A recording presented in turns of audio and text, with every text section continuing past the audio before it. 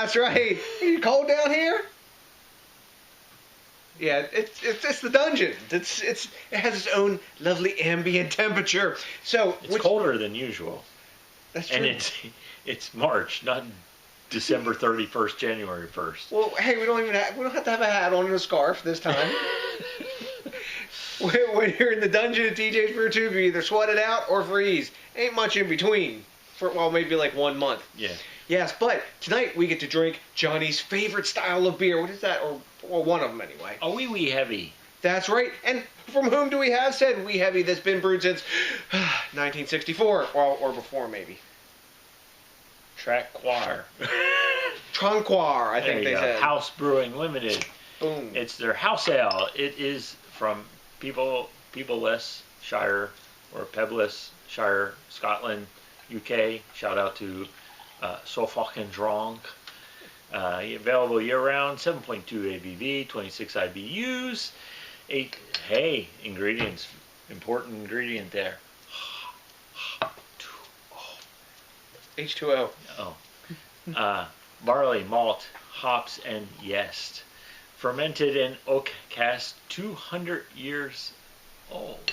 Say this beer is good for 10 years. So then it says 2018 on that bottle, so that would make it a 2008 instead of your math of 2014. Yeah, but see, that's what they put on the label now. They have this old video from the 70s, and they say it's good for 10 years on the video. So I'm not sure, but the dude at the beer store seemed to think this bottle had been around since 2014, since they had a sale price on it. Yeah. And I'm cheap and I buy a lot of beer, so if it's on sale and it's supposed to be decent, we buy it. So, this is one of the first wee heavies that was... And it is heavy. Exactly. That was imported here to the United States. I think is it Shelton Brothers, maybe? One of those two. No, Merchant de Vin. Shelton Brothers and Merchant de Vin brought a lot of the European beer here before the craft beer revolution really started. And this is considered one of the prototypes of Scotch ales. And in like Traquair House, one of the oldest houses in Scotland or something. Or? I don't know. It said it was the longest. It's a traditional Scotch ale or wee heavy produced at a tiny Traquair House brewery located in the oldest inhabited house in Scotland. Brewed in 1738 copper kettle and fermented in oak vessels. It is rich, complex, and deep with firm but elegant flavor. Hell yeah! Firm but elegant, even better. So let's see what the appearance is like. It's a lovely garnet color. Is that Bigfoot or is that a raven? What? Raven, what was it? Raven Mocker. Raven Mocker. And the lady that was with him. Where is it? Oh! It's a white dog. I thought it was a Bigfoot. It's a 4-foot. Yes. Let's see, when we swirl it. We were enjoying our post-beer drinking television shows. Yes, rot your brain type TV. Yeah. When you swirl it, there's nice alcohol legs on it, and I think we might get a little glass lacing. Garnet, almost, color. Yeah, nice garnet color. Take a look at that, guys. Lovely looking beer. These are about the aroma a lot. Let's see what's in that department. Interesting smell. A lot of dark fruits, like cherry smell. A little bit of peaty smoke. Like candied cherry. Wow. Yeah, it's a candied. I don't know if I don't know if it's a cherry. Some kind of, or plummy maybe? It's real sweet. Plummy. Kind of sweet smelling, right? Yeah. A bit of vanilla. Crab apple. Mm-hmm. Vanilla, maybe that's coming from those oak foeders they're using. Okay. Seriously? Caramel, a lot of caramel. I do get some vanilla in this. Mm-hmm. You know how I am with vanilla. You don't smell it. No. There's a lot of I get like vanilla, like cherry, dark fruity sort of aromas. Not a hint of alcohol in the aroma. But real caramelly. Wow. I'm ready to dive in this. Me too. Cheers. After that fucking brain rot, we need more.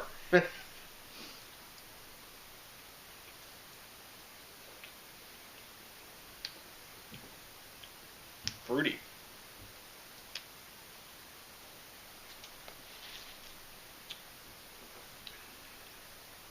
Kind of earthiness to it. It does.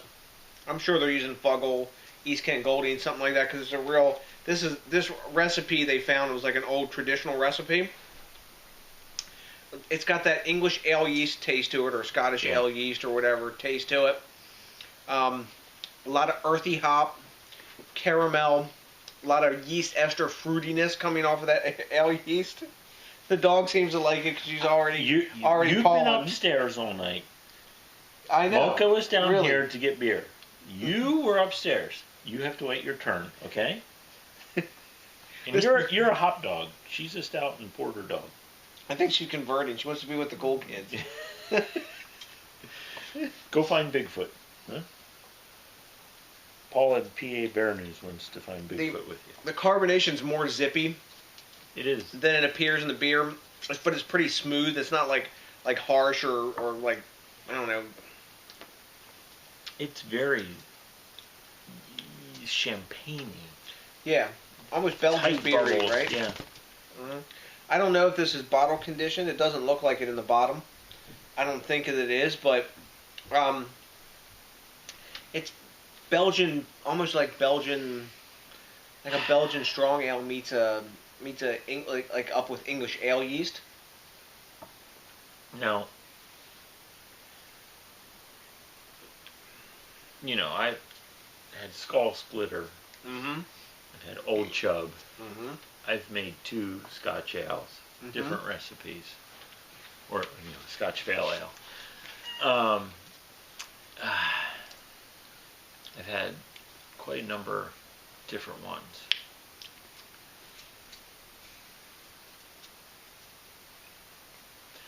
And a lot of what I get out of some of the others is a little more fruitiness, oakiness, more peat taste. Peat, yeah. Where this, I'm getting a lot more earthiness. I'm not getting the fruitiness that you're getting. Now, it's there. It's almost, you know what it tastes like? Fruity Pebbles. Yeah, I was thinking that myself, actually. But especially in the aroma. It's on the back end. It's on, when I say back end, after I saw it, it then appears on the front of my tongue. The finish is fairly clean, though. It is, but and dry. Yes. But carbonated it is. You know what? This I can taste in this beer by the earthiness that's big in it, and it's got a couple years on it already, that this could sell, or maybe that 10 years they're talking about on that video, because it's got a lot of big earthy hop flavor. And when you're getting that in a beer, you can put some time on those. But see, I'm not getting that malt sweetness that comes out of a wee heavy. Yeah, because it's like the earthiness is eclipsing that sweetness. It's there. It's there, but it's hidden behind that earthy hop. And when I watched the video of them making this beer, it was like a video from the 70s or 80s. So it's got to be like one of our sexual harassment videos or something at work. Yeah, one of those. But they were putting all whole leaf hops in there when they were doing it. It wasn't any pellets, and the brewing method is like super old styles, in a copper kettle and that's what they all said, that stuff. 1738 copper kettle. And this recipe is an old recipe, and drinking this beer, I can taste echoes of the others in this beer. So this is maybe like the starting point, and they've been amped up or tweaked from this like base of the original recipe, maybe. But the alcohol is really well hidden at 7.2. I don't get 7.2 is not much. I don't get any warming in the chest. I don't taste booze in it. None of that. It goes down real plenty easy. You know what this reminds me of? Like a really big old speckled hen in some ways. Yeah. A little bit more like that tiny bit of peat smokiness and the vanilla from the oak and stuff, that complexity in there, but it's like a big amped up version of that. Maybe. It's a tough beer to break. And it doesn't have cascades. No. So maybe East Kent Goldings or Fuggle does it too. No, because this isn't the first. What? I know. The dog's pawing at me now. Okay. Our friends over at Rate Beer gave it 96 because it's less than 10%. Yeah. The dudes over at Beer Advocate gave it 93. So we got an A and an A minus, a higher A minus. Untapped. 1, 2, 3.72. So basically 3 3/4, kind of. Which would amount to probably a B. B plus. B plus. What do you think? You want to try? Afterwards, when we're off video, you can give us your rating. Because they'd probably throw us away in jail for. Yeah, that would be like much dog better. abuse. Yes. Yeah.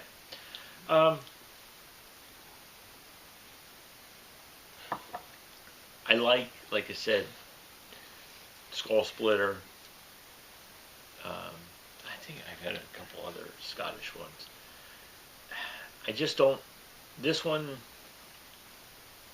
I'm gonna give it an 88. B plus. Yeah, it's okay. It's not a wow.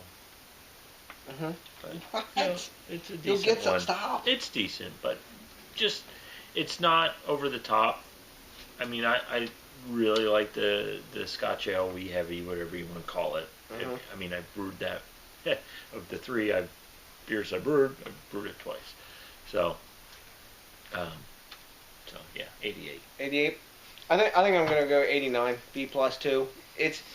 I think maybe with some more cellar time, it may develop a little more. Maybe get a little more sweetness.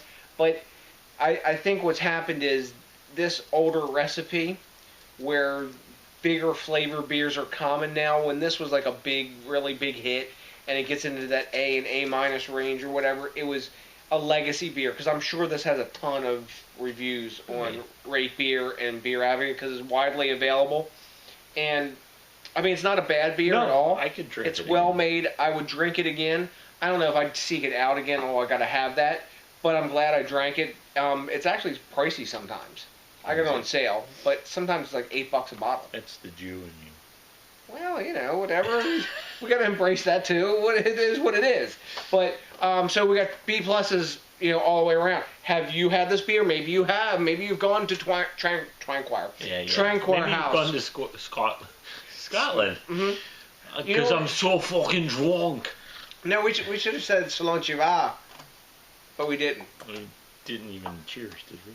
I don't think we just got to drinking. So that tells you what's up. Anyways, if you've had this beer, let us know what you know, because I like the quid pro quo, and he likes to drink beer back and forth. Yeah, that too. We also like it when you think locally, drink locally, and support the craft beer movement, and rate, comment, subscribe, and smash that like button. So until the next DJs BrewTube, thanks a million to each and every one of you for watching again, and until then, we've got nothing for you. Do you think this was really fermented in a 200-year-old cask? Peace out.